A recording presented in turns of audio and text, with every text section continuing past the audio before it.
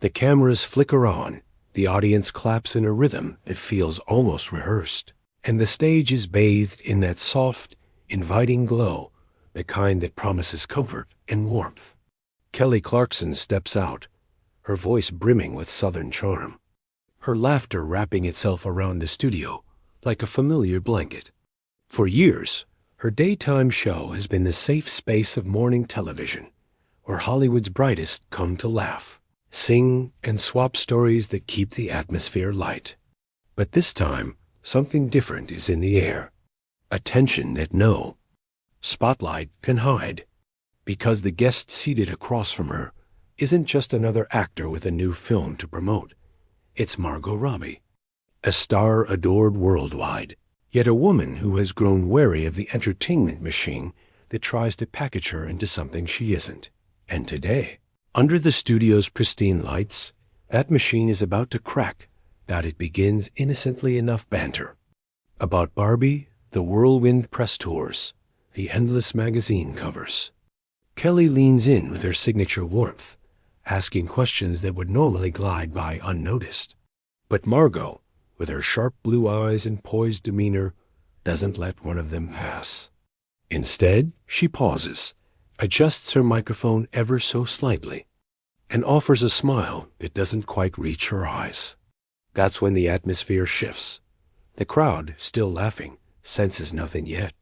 But for those who have watched enough interviews, who can read the micro-glances and measure the spaces between words, the silence feels loaded. Kelly's attempt at casual humor, something about the pressures of Hollywood perfection lands, not as a joke, but as a spark against dry tinder. And Margot Robbie, known for her balance of charm and candor, chooses this moment not to let it slide.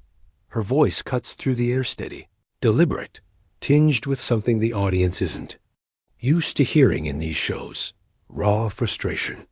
"See, that's the thing," she says, her accent crisp and firm. "It's always a joke, isn't it? About how we look, how we're supposed to present ourselves. But it's not funny when you're living it every day." For a beat, the studio falls into an uncomfortable hush. Kelly blinks, caught off guard, searching for the right thread to pull the conversation back into safer territory. But the tension is already alive, and the cameras are rolling.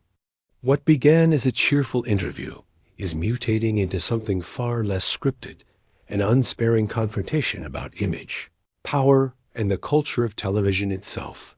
The audience doesn't know whether to laugh, applaud, or sit frozen. Some glance nervously at the production crew.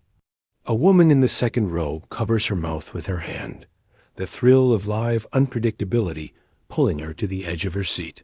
In homes across America, millions of viewers feel the same crackling suspense, the kind that turns daytime chatter into viral headlines.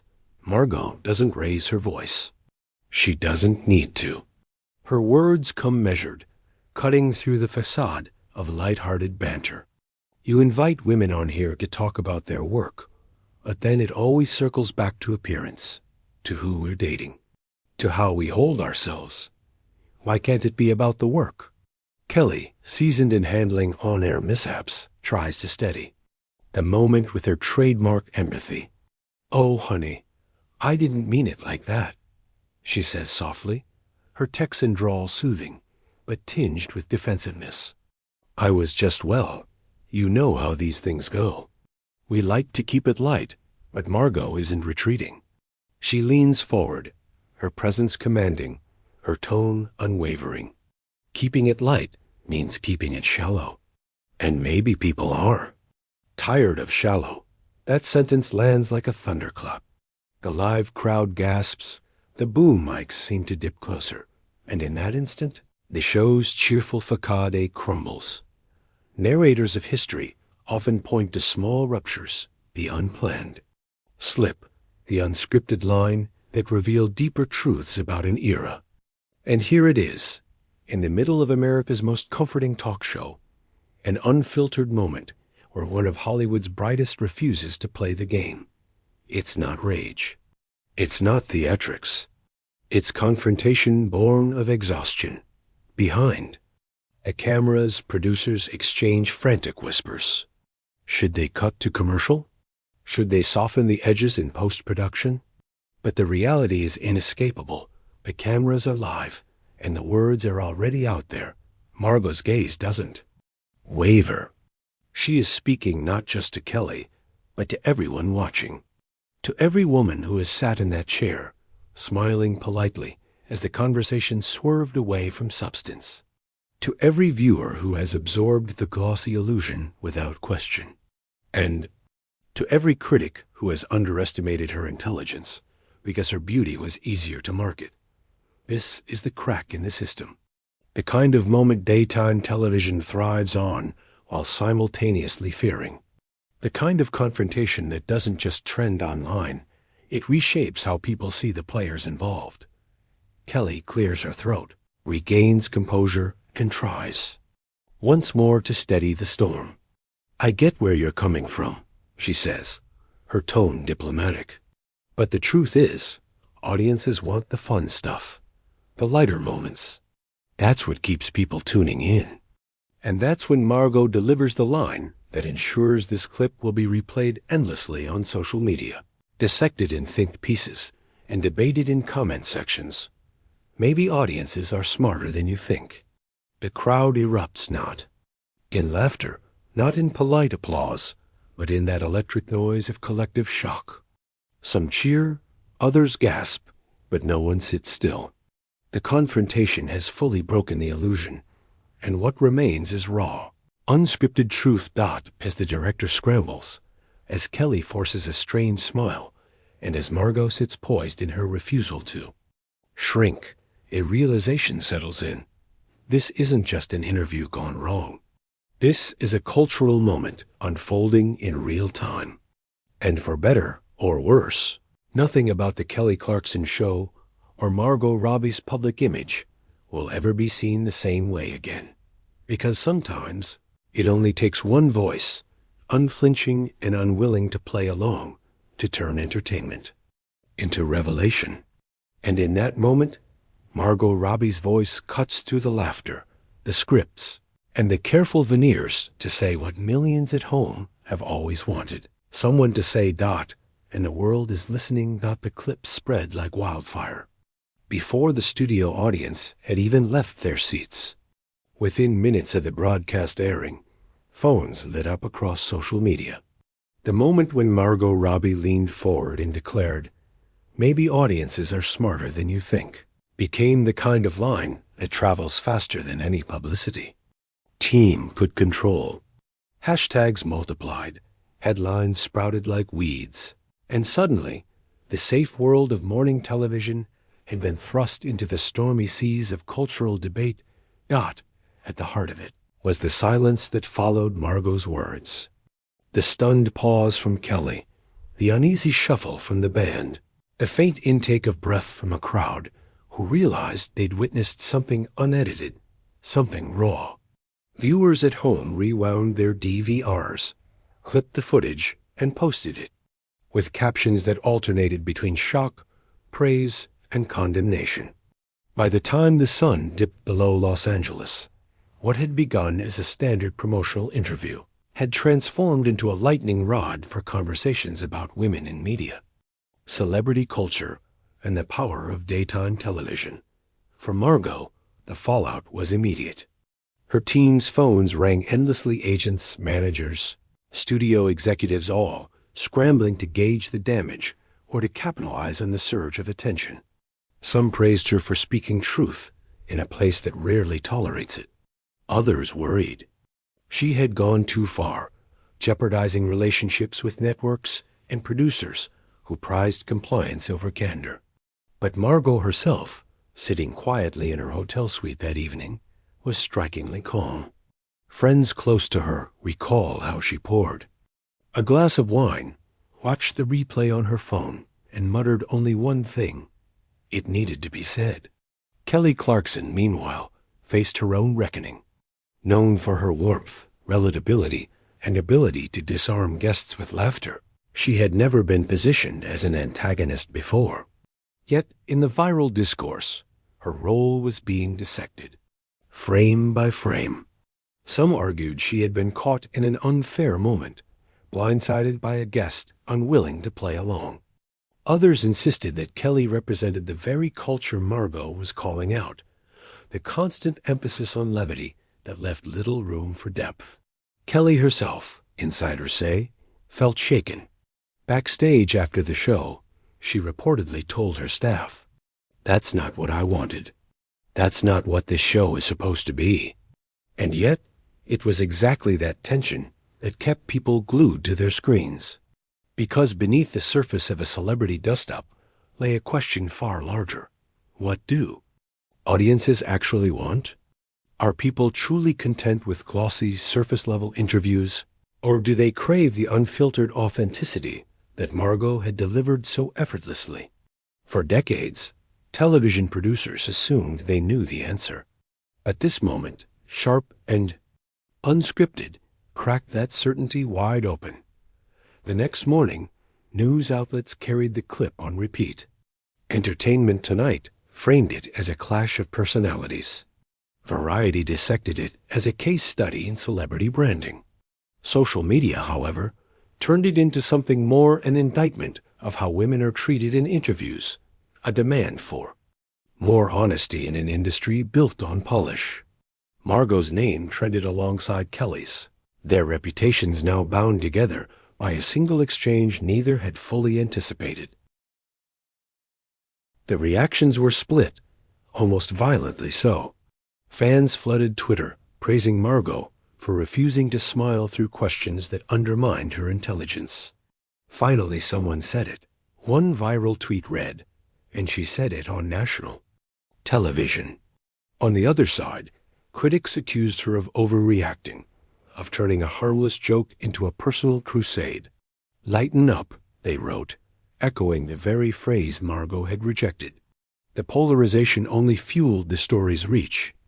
Inside NBC's offices, executives debated strategy. Should they frame it as a misunderstanding? Should they edit future rebroadcasts of the episode? The Kelly Clarkson Show thrived on being uncontroversial, a safe harbor for celebrities weary of late-night ambushes. Now, for the first time, it was embroiled in the very drama it had always avoided. "We can't bury this," one producer admitted. "The Internet's already running with it. All we can do is lean into it." And lean they did. By the end of the week, the network had released a carefully worded statement emphasizing respect between host and guest, praising both women for their candor. But the audience wasn't looking for corporate diplomacy. They wanted the rawness of that moment, and they replayed it endlessly, analyzing every gesture, every flicker of expression. For Margot, the confrontation had an unexpected ripple effect. Industry insiders began whispering that she had shifted the conversation in Hollywood. For years, actresses had tolerated interviews that focused on gowns and diets, while their male counterparts were asked about craft and vision. Now, one of the industry's most bankable stars had called it out in front of millions. "She broke the unspoken rule," said one veteran publicist. And once someone breaks it, others start to wonder why they're still playing along. Kelly, on the other hand, faced a subtler but equally powerful reckoning.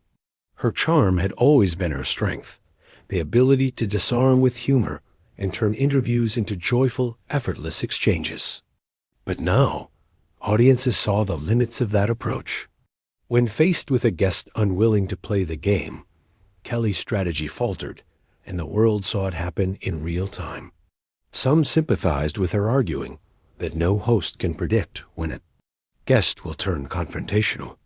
Others insisted it was proof that even the friendliest hosts participate, knowingly or not, in the culture of minimization Margot had exposed. The irony, of course, is that both women left the confrontation more human in the eyes of the public. Margot, for her refusal to retreat. Kelly, for her vulnerability in being caught off guard. And together, they had created something no studio could have scripted, a moment that felt alive, unsanitized, and reflective of larger cultural tensions. By the weekend late-night comedians or riffing on the clip. Talk radio hosts debated whether Margot was brave or ungrateful. Morning shows replayed the footage, while panels of commentators argued over its meaning. It wasn't just a celebrity squabble anymore.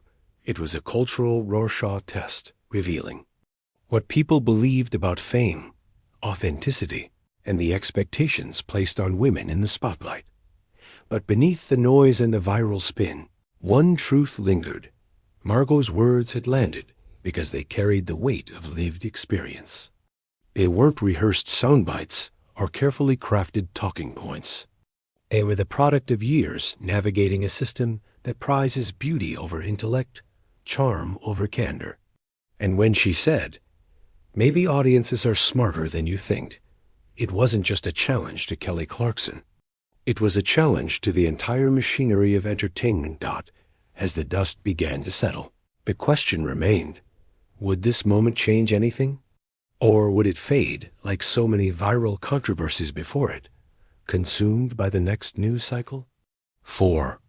Now, one thing was certain. The world had seen something unpolished, unscripted, and undeniable. And neither Margot Robbie nor Kelly Clarkson could ever step back into that studio without the echo of this confrontation hanging in the air.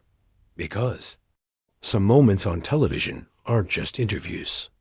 They're mirrors. And this one reflected more than either woman had expected. By the time the second week rolled around, the confrontation had left the studio stage and taken on a life of its own. Clips of the exchange dominated feeds across Instagram, TikTok, and YouTube, racking up millions of views with captions that twisted the moment into every possible narrative. Some edited the clip with triumphant music, painting Margot Robbie as a warrior against Hollywood's shallow culture. Others slowed the footage, highlighting Kelly Clarkson's shifting expressions, as if searching for some hidden intent. The truth had become irrelevant. The story was no longer about what was said, but about what people believed it meant. That Margot stepped into this storm with a rare kind of silence. She didn't release statements, didn't tweet clarifications. She let the footage speak for itself. In an industry where stars often scramble to manage narratives, her refusal to play defense only amplified her voice. Silence became power, and it left her critics shouting into a void, while her supporters amplified her restraint as proof that she didn't need to explain herself. But silence wasn't an option for Kelly. The Kelly Clarkson Show, once known for its breezy ease, now carried an uncomfortable shadow. The audience still tuned in, but each episode felt haunted by what had unfolded.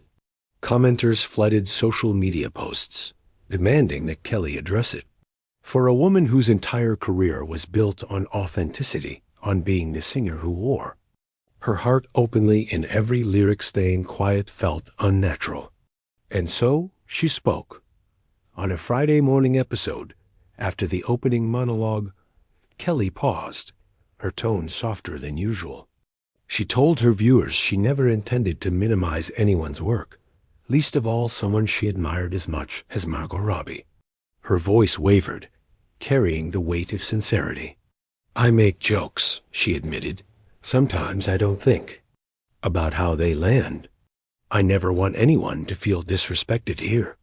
The audience applauded, but it was the kind of applause that felt more like consolation than celebration. The clip circulated instantly. Some praised Kelly's vulnerability. Others dismissed it as damage control. And just like that, the narrative sharpened. Margot as the unflinching truth-teller, Kelly as the contrite host trying to regain footing. The contrast only fueled the story's longevity. Behind the scenes, publicists and media strategists whispered about the deeper stakes. This wasn't just about a talk show spat. It was about shifting power dynamics in Hollywood. For years, the formula had been clear. Actors needed daytime shows for promotion, and talk shows needed stars to draw viewers. But Margot had proven that a star at her level could flip the script entirely, using the platform not just to sell a movie, but to challenge the very system hosting her. It was a risk few would dare to take. And it worked out meanwhile. Think pieces poured in.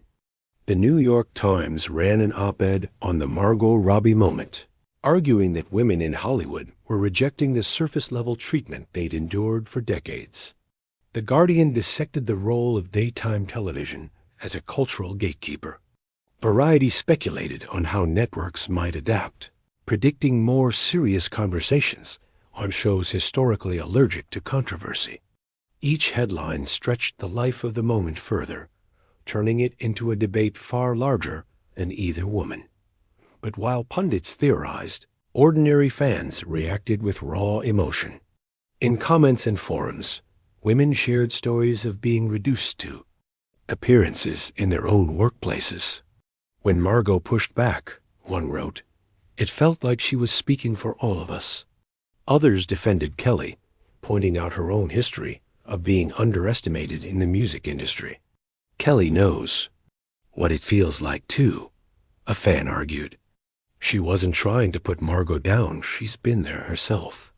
The split wasn't just between celebrity camps. It was between two visions of what authenticity looked like. Amid the noise, one undeniable truth crystallized: this wasn't going away. Executives had hoped the outrage would burn itself out in a week, but the debate only grew louder, crossing from entertainment gossip into cultural commentary.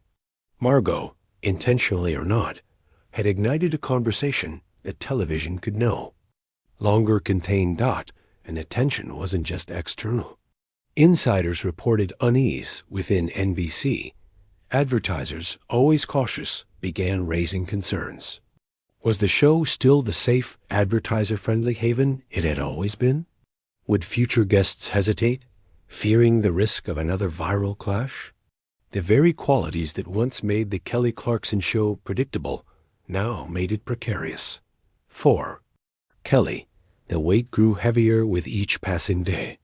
She had built her identity as the approachable every woman, the girl from Texas whose voice had conquered the world, who never lost her humility along the way. Now, for the first time, she was cast not as America's sweetheart, but as the unwitting symbol of a shallow industry. And she felt it. Those close to her described long nights, endless discussions with her team, and an undercurrent of anxiety that was impossible to shake. "It's not who I am," she reportedly confided, "but maybe it's who they want me to be." And that is the cruel paradox of television. One moment of unscripted honesty can either destroy or redefine you. For Margot, it was redefining her as fearless. For Kelly, it threatened to recast her entirely. By the end of the month, the confrontation was no longer just a clip. It was a symbol, a cultural fracture point, a reminder that even the most carefully managed platforms cannot contain the truth when it decides to surface. And the more the networks, the producers, and the strategists tried to package it, the more uncontrollable it became, because the world had already seen it, the silence, the stare, the line that landed like a hammer. And no amount of spin could undo the raw electricity of that moment. The only question now was whether either woman could step back onto a stage, any stage, without that confrontation following them like a shadow. And as Hollywood watched, wary and fascinated, it became clear the story was only just beginning. The storm refused to fade. Every time it seemed the noise might finally quiet down, another spark reignited the fire. A new article, a late-night segment, another viral remix of the confrontation spliced with commentary. What had begun as a tense exchange on a talk show had spiraled into a cultural reckoning, and by Chapter 4 of this unfolding saga, the stakes had risen higher than either Margot Robbie or Kelly Clarkson could have imagined. For Margot, the fallout had turned into a strange kind of liberation. The roles she had taken in the past, the dazzling starlets, the flawless icons, were being reconsidered in light of her raw defiance on camera. Casting directors whispered that she had teeth, that she was no longer just a safe choice, but a symbol of strength. Her public image had expanded beyond beauty and charm. She was now being discussed as a figure of resistance, of truth-telling. In meetings with her team, the phrase kept surfacing. She's untouchable now. But Margot herself resisted the temptation to bask in the praise. She knew the cycle of Hollywood well enough. Today's champion could be tomorrow's scapegoat. And so she kept her distance, refusing interviews, refusing to rehash what had already been said. Her silence remained her strongest statement, not Kelly, meanwhile, could not remain silent. The Kelly Clarkson Show was her platform, her livelihood, her personal reflection broadcast daily to millions. The unease that haunted her after Margot's words had not disappeared. Instead, it grew heavier each time she walked onto her set, each time she delivered her cheerful monologue to an audience who she knew was measuring her against that moment. She spoke candidly about it in private, to friends and colleagues, confessing how much it had rattled her. "I built this whole show on making people feel safe," she admitted. "And now I feel like the one place I wanted to be safe has turned against me." Her staff, loyal and protective, urged her to push forward. "You're Kelly Clarkson," one producer reminded her. "You've survived worse than this. The divorce, the critics, the industry, this is just another bump." But Kelly wasn't convinced. This wasn't about her personal life or her music. This was about trust. And she could feel that something had shifted between her and her audience. Tension came to a head during the next live taping when Kelly hosted another major Hollywood guest. From the moment the interview began, the air felt different. Every question Kelly asked was scrutinized, not just by viewers, but by the guest across from her. A single reference to appearance, a joke about life in the spotlight, suddenly carried the weight of Margot's words. Would this guest bite back? Would Kelly find herself in the crosshairs once again? The audience sensed it too. They leaned forward, waiting for the explosion that never quite came.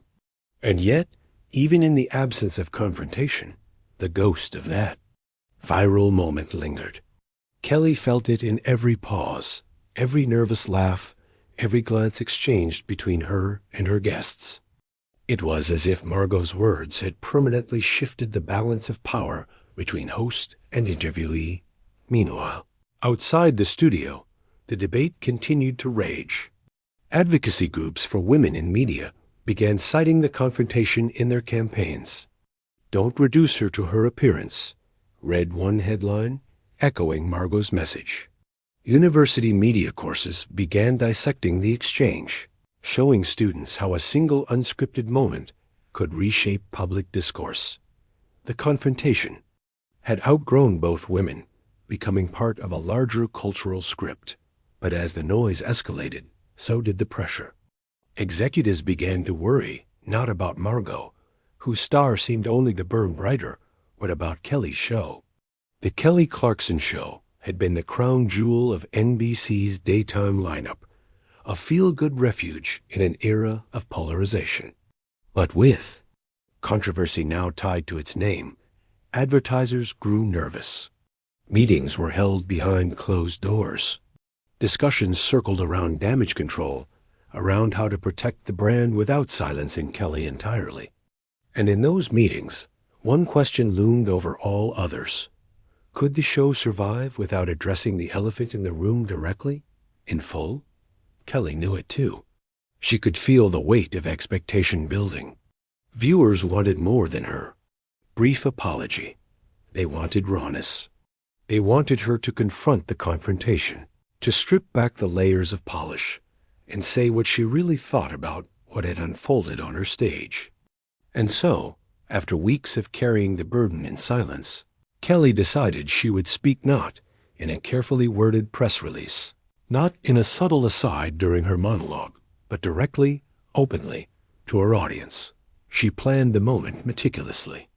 No guests, no distractions, no forced laughter from the band.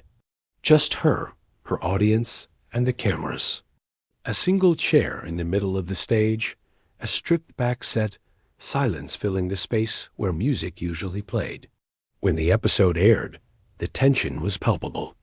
Millions tuned in, knowing this was the moment they had been waiting for. Kelly began slowly, her voice steady but heavy with emotion. She spoke of her admiration for Margot, of the respect she carried for every woman who sat in her chair. She admitted her faults, her tendency to use humor as a shield, her failure to see how certain comments could sting.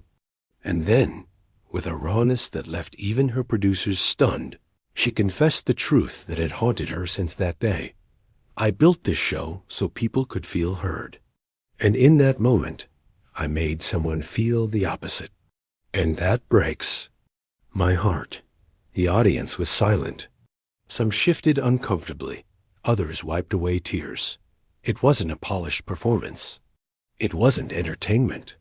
It was Kelly Clarkson, stripped of her host persona, speaking as a woman who had been forced to reckon with her own blind spots. And as those words hung in the air, unadorned, unscripted, the world realized something profound. This wasn't just a story about Margot Robbie or Kelly Clarkson anymore. It was about what happens when the illusions of entertainment fracture, when the people we look to for comfort are forced to confront uncomfortable truths. The cameras cut to black, and then the nation held its breath. Would Kelly's vulnerability heal the wound, or had the confrontation already carved too deep a scar? Either way, the story was far from over. The air in the studio shifted that night, as though everyone could feel the aftershocks of what had just unfolded. The confrontation between Margot Robbie and Kelly Clarkson had already begun to spread. Beyond the stage, carried by whispers from crew members, text messages to friends, and the silent understanding that something irreversible had just been witnessed. The laughter and lightheartedness that usually defined the show were gone. In its place was a weight of silence that seemed to hang in the rafters of the soundstage long after the cameras cut. Kelly Clarkson, usually quick to recover from live mishaps, sat momentarily frozen in her chair. Her smile was still there, but it was tight, practiced, masking a swirl of emotions behind her eyes. To the audience, she tried to keep the rhythm going, cueing applause, shifting to commercial, leaning into the next segment, but her voice faltered. The energy was off. Even casual viewers at home would sense it. Something real had just broken through the polished veneer of daytime television. Margot, on the other hand, walked off the stage with a kind of composed fury. Her expression wasn't wild or out of control. It was steady, sharp, and deliberate. The kind of look that told anyone watching that her words weren't impulsive, but necessary. She hadn't exploded for spectacle. She had defended herself, and she had done it publicly. And that made it far harder to dismiss. Behind the scenes, crew members traded glances. Camera operators leaned into each other, whispering about whether they had just filmed the clip that would dominate social media for the next week. Producers scrambled, already drafting statements in their heads about how to frame the situation, how to protect the show's brand without undermining either woman. And stagehands who had seen it all before, the meltdowns, the slip-ups, the unplanned outbursts, shook their heads, knowing instinctively that this wasn't one of those. This was different. This wasn't a blooper. This was a fracture in the image of daytime charm. By the time the show wrapped and the credits rolled, fans in the studio audience had already taken out their phones. A handful of shaky clips taken discreetly from the crowd, despite strict filming rules, were circulating online within the hour. And what those clips revealed was raw, unfiltered, and impossible to spin. Margot Robbie, confronting Kelly Clarkson, standing her ground, her voice unwavering,